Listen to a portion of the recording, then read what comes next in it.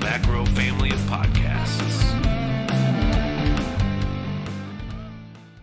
Hey everybody, welcome to episode 13 of the Back Row Steelers show.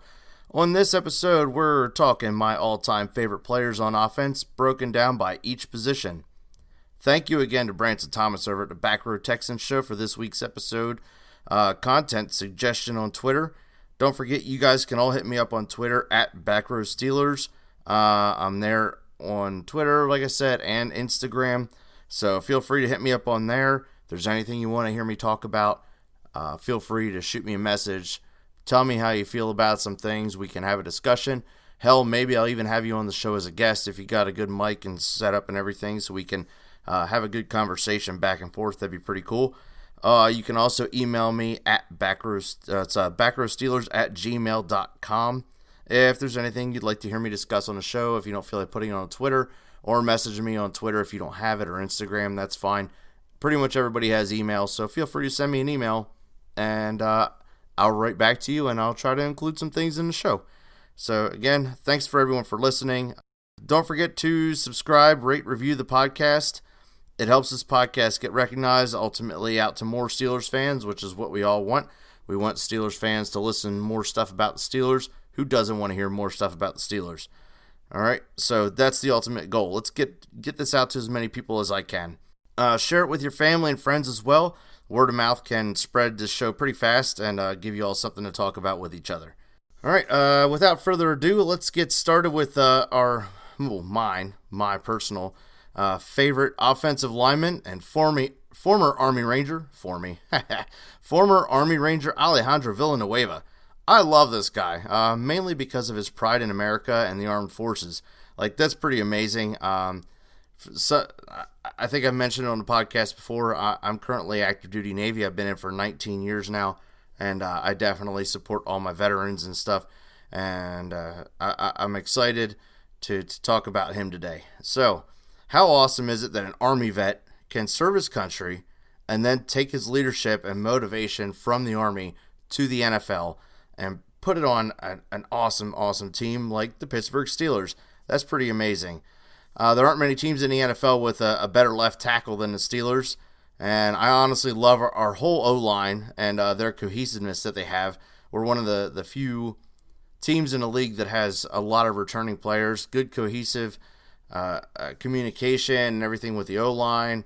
I've talked about this, and I feel like I'm beating a horse about it, but it's really going to matter, I think, especially this year. Last year they seemed a little bit off, but with injuries at quarterback and running back, that's kind of honestly to be expected. The rhythm and cadence gets thrown off with different quarterbacks. Blocking changes drastically from running back to running back, so on the fly adjustments can be kind of super difficult, honestly, and especially because of the different running styles of the Steelers' backs.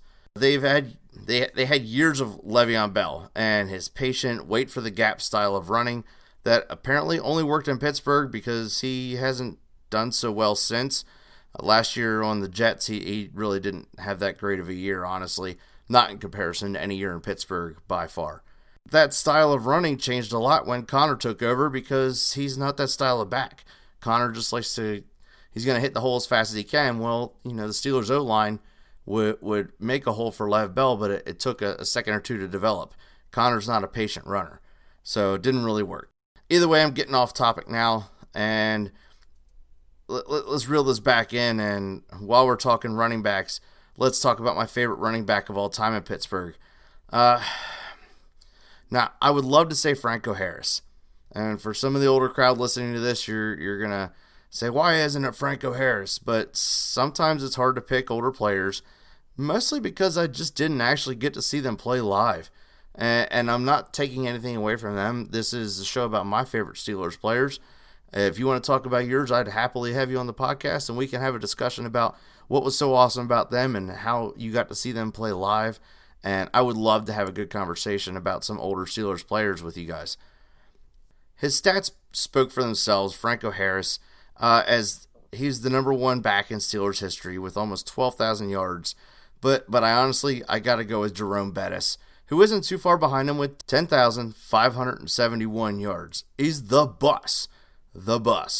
What a monster on the field, and he was super fun to watch. from running over people trying to tackle him to running over his own teammates for touchdowns or just a few more yards. Like he just would like a bowling ball, just run people over.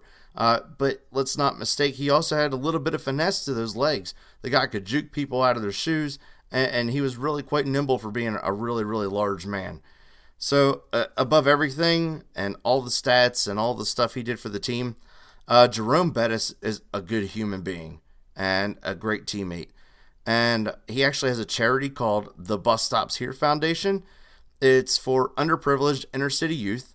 It helps with funding educational and recreational activities and provides mentoring programs for those kids as well. You know, although he was drafted by the Rams and played 2 seasons with them, he'll forever be a Steeler. And that's why his charity is in Allegheny County in Pennsylvania. It is directed basically at the inner city youth there, and he just loves the town of Pittsburgh, and I'm so happy he got to be a Steeler. There are some quality highlight videos on YouTube. I'm going to put a link in the episode description for you guys to check out the one YouTube video that I watched that was really, really cool. I'm also going to put a link in there for the Bus Stops Here Foundation. So both links will be in there. So the YouTube video and the foundation website, which is thebusstopsherefoundation.org. All right, time for some tight end love. No pun intended. All right, Heath Miller. That's my favorite of all time for tight ends. The 168 games played from 2005 to 2015, this guy caught 592 passes for 6,569 yards and 45 touchdowns.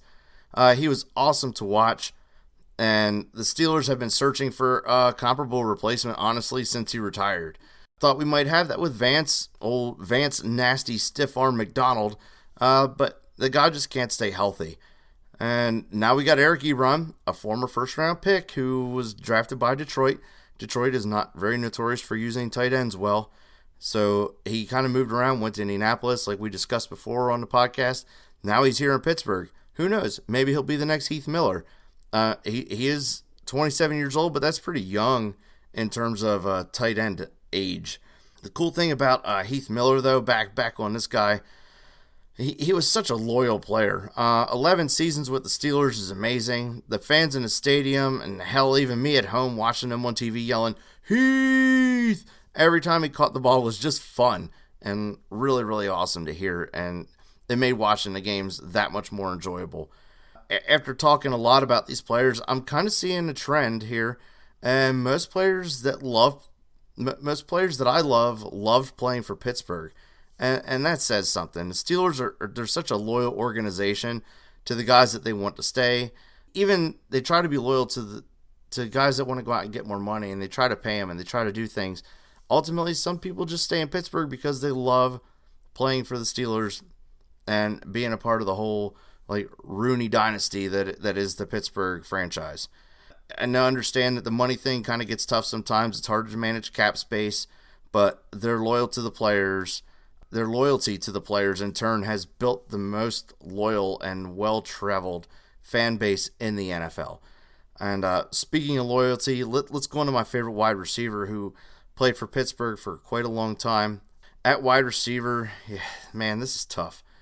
It's such a tough decision because while I hate the person he's become, I loved AB84, old Antonio Brown. The guy was just phenomenal on the field. But hey, don't worry, he's not my favorite wide receiver, though, in case I had you all worried. I love Lynn Swann. John Stallworth was great. At the end of the day, Hines Ward takes the cake for me. 14 seasons with Pittsburgh. 14! That's loyalty. The guy ended his career with 1,000 receptions and 12,083 yards. There's a great article I read from Behind the Steel Curtain arguing for why he should be in the Hall of Fame. I'm going to put that link in the episode description as well with the other links for the things I was talking about. It's really a great read and explains why he likely isn't in the Hall of Fame. And part of that may be because of his toughness on the field and kind of dirty hits on players that were illegal at the time. The league developed the Hines Ward rule, honestly, that came about in 2009 to protect defensive players from him and other blockers running downfield. Basically, your wide receivers go out there and they block on running plays and stuff, and they were just blindsiding people trying to tackle. So corners, safeties, linebackers coming in trying to make a tackle on a running back, the wide receivers would just blindside the guys. If you remember a few years ago, Juju Smith-Schuster leveled Vontaze Burfict, and it was awesome. Like it was the greatest block ever, but it wasn't very legal. Let's be real. So in accordance with the Hines Ward rule and what followed on to protect the receivers as well. So yeah, and that rule drew that protection for defenseless receivers. So the penalties kind of went both ways, and they said, you know what, this we initially tried to say, you know what, maybe they should not put their heads down. It's a dangerous sport they play, and they just need to suck it up. But at the end of the day, I think the rule has become sort of a thing where the fans understand that they don't want these guys getting like traumatically hurt, and that used to be a huge part of the game, was to go out and hurt people, and that's not really a game. So I think I've expressed some discontent about going out and hurting people when I talked about James Harrison a couple episodes ago. So bottom line up front, the guy was just a great player, Hines Ward, and he was a great player, a great teammate, and I miss watching him dominate the field. So again, look for the link on that article in the episode description. Last but not least is the quarterback position. It's Big Ben Roethlisberger. That's my favorite quarterback of all time. And I know that he has a lot of character flaws, and that can detract from him being everyone's favorite. I will say that he's not my favorite human for sure, but he's recently shown his flaws, and he's owned them and admitted to struggling with, like porn and alcohol addiction, and that's just tough. Like, it's tough for anybody to come out and say, look, I have a problem. That's a really, really hard thing to do. And at least he's quite, we'll call it quote unquote, man enough to own it and to do that in the forum he did. That had to be very difficult for him. And good for you, Ben. Good for you for trying to be a better person, man. Nothing wrong with that. We can all change. We can try to make better decisions for ourselves. And yeah, good for you, Ben. A two-time Super Bowl champ and team leader, Ben drives and motivates the team. I love the way he goes out there, and he just kind of has an expectation for everybody. And when they don't meet that expectation, he shows it. There aren't many quarterbacks in the league that could support the wide receiver cast that he does on the regular. The guy just goes out there, makes wide receivers look really good, and let's be real, Pittsburgh is good at finding good wide receivers too, though, so that helps a lot. But not a lot of quarterbacks in the NFL are able to go out there and support two to three wide receivers and make them great players in the league. I'm honestly looking forward to him continuing to play for the next 2 years. I do think it's time to go get our future quarterback, and there's just no way that it's Mason Rudolph or Devlin Hodges or Paxton Lynch or JT Barrett. Like our depth chart is kind of stupid right now. It's a little annoying to try to pick it apart, and I think we're going to have some issues cutting down to the 53 and managing cap space and stuff like that. So we're going to see what happens with that. But I don't think our relief for Ben Roethlisberger is currently on the roster. In the next 2 years, Ben is going to rack up the stats and hopefully get us back to the big dance. Let's go to the Super Bowl, boys. These are the 2 years to do it for sure. We have the team. Like the team, the unit cohesiveness on both sides of the ball to get it done. Having so many returning players that have played together for a while now, it is going to benefit the Pittsburgh Steelers in a tremendous fashion. Mostly because COVID may not hurt us as bad as it's going to hurt other teams that are relying on some more junior people and trying to put pieces together to make a team. And we already have a team. And they've already played together, and they understand how each other plays. The only disadvantage we have right now is honestly, how healthy is Ben, and is he ready? Is he field ready? Is he game day ready? We'll see. I have a feeling he's going to be.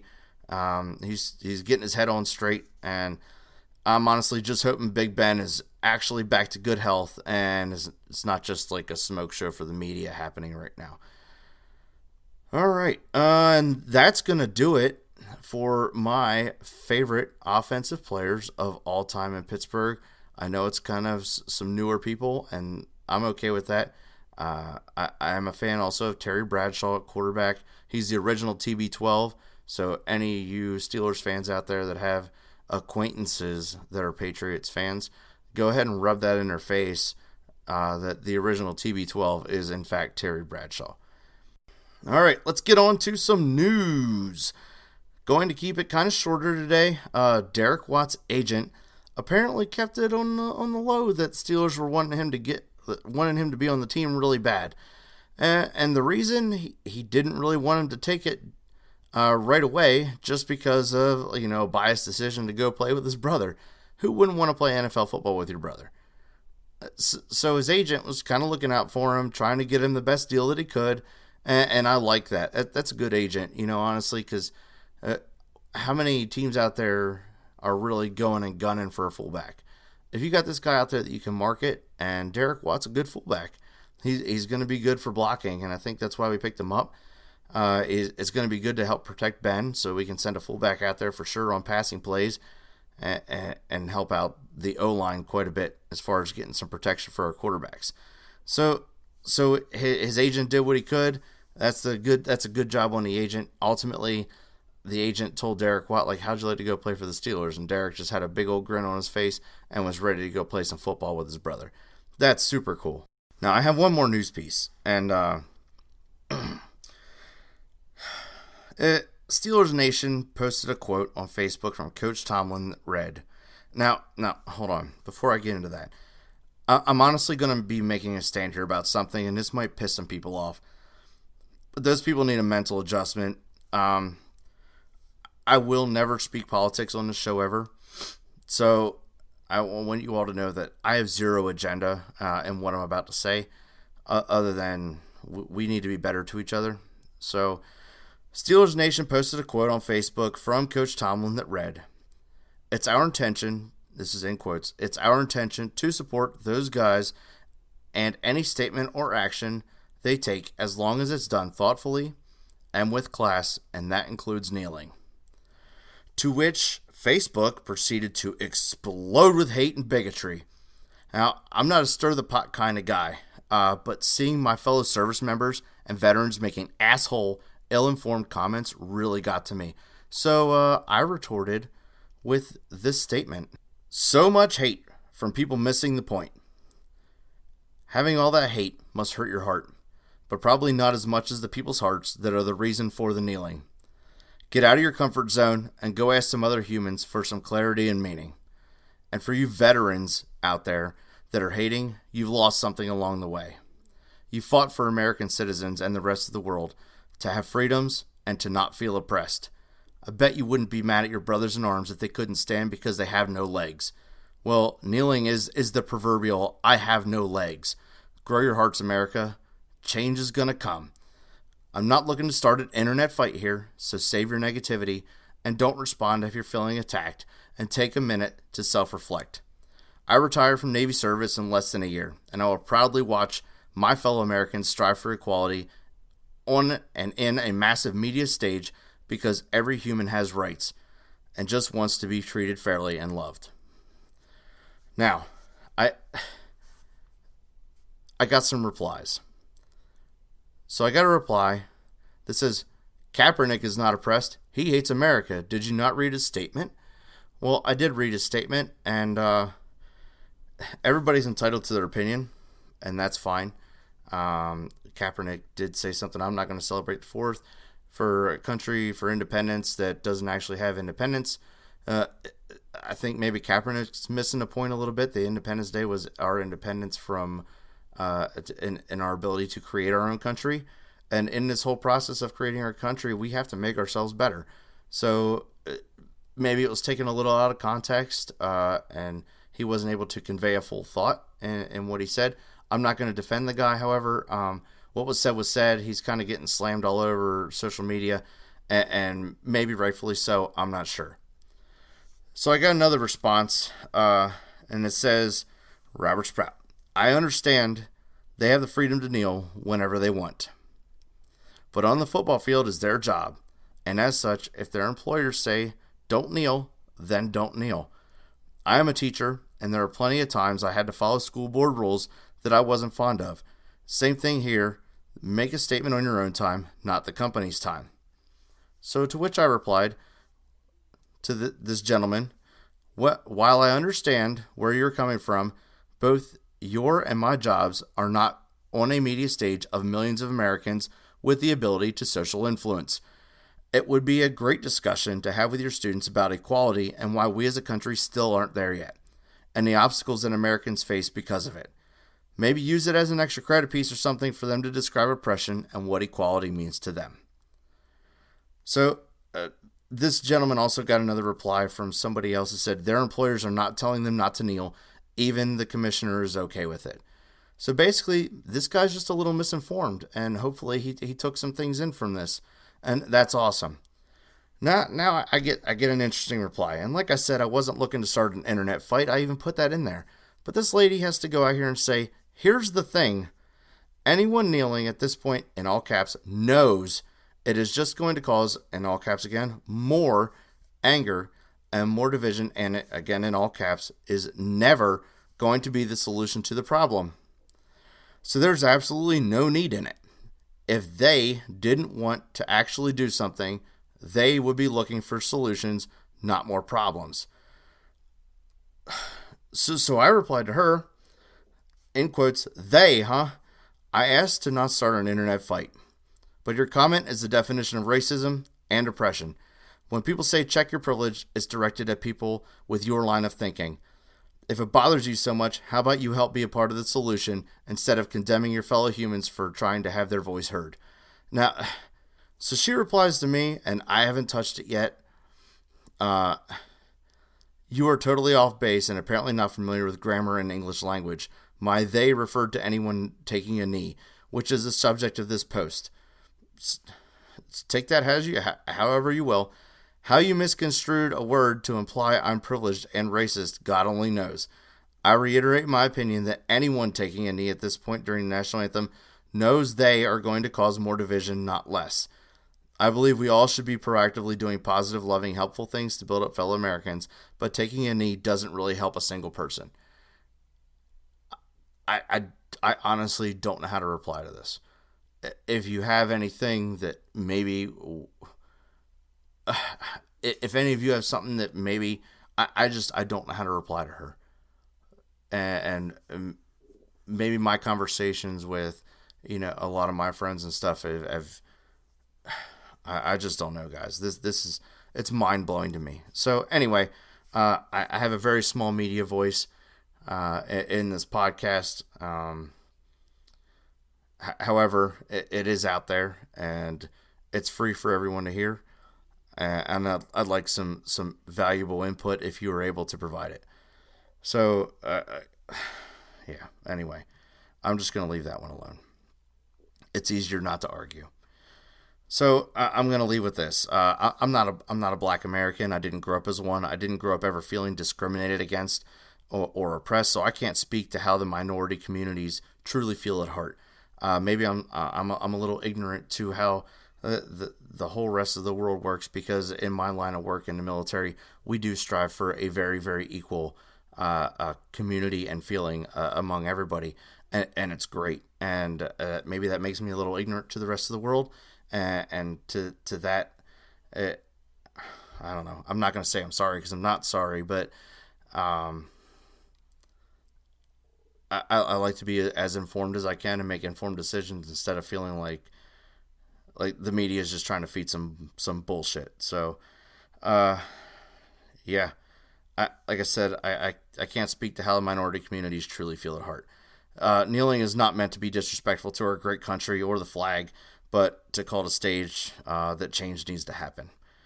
So, I guess that's going to do it for this week's episode, folks. Hopefully you guys share this episode and get it out there, and maybe if you don't share the same sentiment as me, as far as trying to be a part of the change, be a part of the solution, not the problem, then yeah, pass the word on, everybody. If you don't share the same sentiment, then I'm sorry, like that you're offended by truth. So anyway, that's going to do it for this week's episode, folks. Thanks for listening, subscribing, downloading these episodes. And I will catch you guys next week.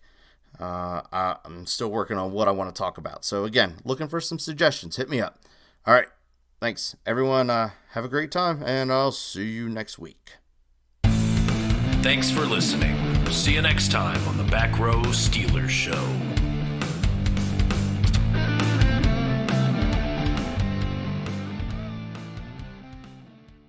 And again, in the famous words of Jackie Moon, everybody love everybody.